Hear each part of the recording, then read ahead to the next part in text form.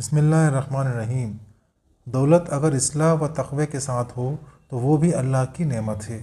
رسول اللہ صلی اللہ علیہ وسلم کے ایک صحابی سے روایت ہے کہ ہم چند آدمی ایک مجلس میں بیٹھے تھے۔ آپ حضرت صلی اللہ علیہ وسلم بھی وہیں ہمارے پاس تشریف لے آئے اور آپ کے سر مبارک پر اس وقت پانی کا اثر تھا، یعنی معلوم ہوتا تھا کہ آپ نے ابھی غسل فرمایا ہے۔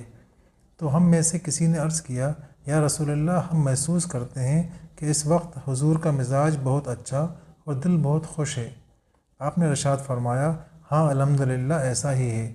پھر اہل مجلس دولت مندی اور دنیاوی خوشحالی کا کچھ تذکرہ کرنے لگی کہ وہ اچھی چیز ہے یا بری، اور دین اور آخرت کے لیے مضر ہے یا مفید۔